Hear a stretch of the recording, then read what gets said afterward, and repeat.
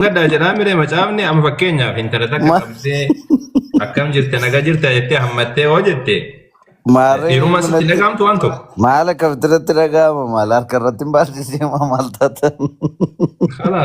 Kalaas akkas taanaan mana yaalaa deemu si barbaachisa jechuudha. Maaleessa ittaasa akkamitti isaa dubartii fedhe haa taatu dhiira fedhe haa ta'uti. Dubartii harkaan qabee erga sanii ani dhiirummaa natti hin dhagaamne yoo jedhe soma hin kijiba. Maali jennaan maa kun beekamaadha. Yoo fakkeenya aantii kan kee taate sababa aantummaatiif dhugaadha. Garuu intala beekaa sirraa xiqqoo si achi fagaattu yoo taate aantii kan kee waan ta'in harkaan qaqqabdee hammattee jennaani sammuu kan keedhaa kuni dhiirri kamiyyuu sammuun isaadhaa kuni akka wayii tatta'a. Isa kana yoo hin qabaanne ati mana yaalaa deemu si barbaachisa. Akka amantii keenyaatti wanti nuyi itti amannu ayyaana waaqayyoo waan jedhamu jira. Ayyaana waaqayyoo jechuun cubbuu akka nuyi moonu waaqayyoon sodaachuutti akka nuyi guddannu kan nu gargaaru intini irra jiraati. Namni kun waan beekamaadha. Ati amma natti dhagaamu jette kan kee achitti umurree jira. Amma deebisa amma. Kan kee amma ati mana yaalaa deemu qabdee dhageessee. Sangoomeera kun jette qo'i mucaakoo sitti agarsiisa footoosa. Tokkotu sangoomeera naan jenna. Dhiisi qaba koomintiidha. Mucaa maal fakkaatu jira qo'i. Dhiisi kan jala sanidha. Ani kan siin jedhe islaamummaa irratti sii deebite. Akka islaamummaatitti maaliif shamarri naman qabanne ka jettu najisummaa fi mitira dubartiin najisa taatee osoo hin taane nabiyyi Muhammad alayhi salaatu wassalaam Aishaani gaafa dhiigni aadaa itti dhufee nabi Muhammadiin alayhi salaatu wassalaam irraa haati mana nabi Muhammad jechuudha. Irraa fagaattee jennaan maaliif fagaattanarraa jennaan ani dhiigatu natti dhufee jetteen aadaan jechuudha. Beektaa miti isaa? Bireedi ka jedhan sana. Dhiigni aadaa sunnatti dhufee jennaan sirraa gaadha jennaan koottuu jedhanii nabi rabbi asalaam koottu asuma irra filaashuma kiyya rachiisi. Kanamarraa dhoowwamu walitti dhufeenya jechuun walqunnamtii saalaa gochuutu dhoowwama malee qaamni kan keedhaa najisa miti xuraa'a miti jedhan. Qaamni kan keedhaa xuraa'a miti jedhan nabiyyi Muhammad alayhi salaatu wassalaam. Walii galatti illee walitti qabanii maal jedhanii innal mu'mina laa yunajjisuhu shay. Namni amanee jedhee tokko dhiira haa ta'u dubartii haa ta'u wanni tokkollee isan xureessuu jedhan najisa isan godhu jedhan. Sababni dubartiin musliimaadhaa harkaan nama qabachuu hin hayyamamneef wanni tokko jira sunis maalidha jennaan dhiiraaf dubartii wal keessa makamuudha. Dhiiraaf dubartii wal keessa makamuun maal fidaa? Sagaagalummaa fida. Islaamummaa keessatti osoo sagaagalummaa biran gahin waan sagaagalummaatti nama geessu guutuudha rabbiin dhoowwe. Digaltee waan sagaagalummaatti nama geessu karaa kamiyyuu haa ta'u fakkeenyaaf Quraana keessatti rabbiin dubbatu suura 17ffaa irratti walaa taqrabu zinaa jedha. Sagaagalummaatti hin dhiyaatinaa jedha. Waan itti nama dhiyeessuun hojjetinaa jechuudha. Ijaan laaluun dhoowwamaadha. Dubartii hambaadha dubartii fira kan keen ta'in tokko gara isiidhaa deemuun miilan deemuun dhoowwamaadha. Harkaan qabuun dhoowwamaadha. Nabi Muhammad alayhi salaatu wassalaam harkilleen sagaagalummaa dalagdii jedhan. Sagaagalummaa dalaguun isiidhaa harkaan qabachuudhaa jedha qabuudhaa jedha. Dubartii harkaan qabuun dubartii dhiira harkaan qabuun sagaagalummaadha. Sababni isaadhaa maalidha? Inni mataa isaadha sagaagalummaa guddichallee ta'uu baatu gara sagaagalummaatti nama geessa jechuudha. Fakkeenyaaf guyyaa tokkoof har'a tan intala osoo amma ishee islaamummaa keessatti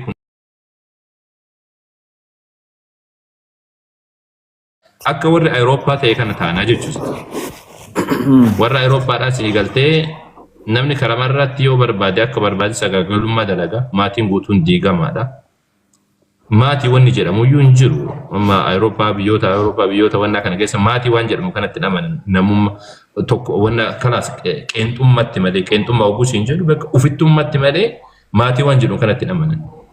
Booda deemanii sulanqatee jennaan dhiiraaf dhiirri wal fuudhu dubartii wal fuudhutti ce'anii jechuudha. Si galtee sababa kanaaf jecha islaamummaa keessatti rabbiin waan kana dhoowwe. dhiiraaf dubartiin walitti makamu wal tutuqu jechuudha.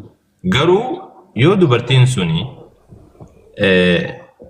yoo dubartii saniif aanaa ta'e fakkeenyaaf abbaan isiidha suuraa An-Nuur keessatti Rabbiin dubbateetiin jira abbaan isii takka ilmaan isiidha abbaa warraa isii ilmaan abbaa warraa isii ka haadha manaa biraarraa argate yoo jiraate abbeeraa isii eessuma isii sigaltee kunniin hundi isaaniitu iyyuu isaan tuqan rakkoo miti maaliif jennaan bakka sagaagalummaan hin shakkamne kun waan ta'eef garuu saniin ala bakka sagaagalummaan itti shakkamu bakka namni walitti hidhate jechuun shakkamutti dubartiif dhiirri wal tuquu waan dhoowwameef sababa kana malee najisummaa fi miti. Akka sagaagalummaan hin facaaneef hawaasa keessatti Rabbiin subhaanahu wa ta'ala kanarraan dhoowwe. Kanaaf addunyaa kana keessa bakki dubartiin itti hin buutamne eessa beektaati lammi? Niyyo. Bakki sadarkaa addunyaa kana keessa sadarkaa tokkoffaa irratti bakki seeftii dubartiidhaatiif sadarkaa tokkoffaa irra jiru eessa beektaa? Ameerikaa mataati kan? Ameerikaadha miti. Ameerikaadha miti. Kaanadaa. Ameerikaa sun taane magaalaa Nabiyyi Muhammad alayhi salaatu wassalaam keessa du'an tan Madiina ta'ammaan keessa jiru keessa taa'ee sitti haasaa jiru kan. Googii irraa yoo bakka barbaadde seeniitii dubbisi yoo barbaadde waan barbaadde dubbisati matseetii ma barbaadde dubbistee magaalaa kana. Garuu magaalaan irra baddu seeftii dubartiidhaaf yookaan nageenya dubartiitiif irra badduudhaa eessa beektaasa? Magaalaan irra fokkattuun magaalaa guddoo wannaa kanaati eenyu kana Faransaayiti. Paaris. Magaalaa guddoo Faransaayiti. Paaris ka jedhamtu san jechuudha. Bakki nageenya dubartiiti wannan jedhu.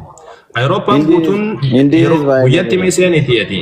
Guyyatti seeniiti mee ati mee wanta tiin osoo argite bar siigaltee waggaa keessatti sababa sagaagalummaan faca'eef jecha waggaa keessatti lubbuu nama miliyoona meeqaatu bahaatiin oolaa bar.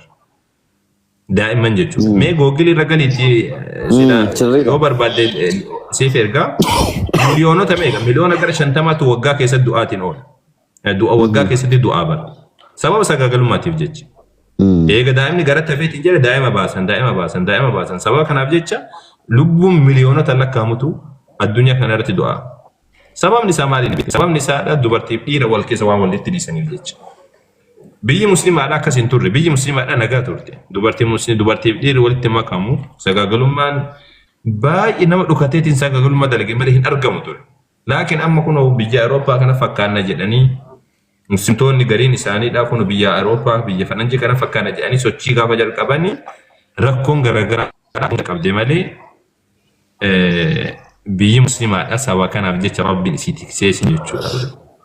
Sigalee akkasii malee akkati yaaddesaniidha miti. Ani tokko mootila waan gaafadheen keessa amma fakkeenyaaf kan dhiiraa kaa'ameera akka isaanii achitti wantini haadha manaa argatanii baay'inni isee bareedinni isee specificationii himti isee hundumtuu kaa'ameera. Garuu kan dubartii immoo dhiira akkamii akka isheen argattu fakkeenyaaf amma musliima taate abbaan manaan ishee yoo jannata galuu baate isheen akkam taati ishee lafa kaa'ameeraa quraanarraa jedheen gaafadheen. Kan durbaa abbaa manaa akkasii argatti naan kan jedhu hin jiru hin jedheeni. Yoo jiraate natti maan jedheen tokko moo kanaan nan gaafadheen.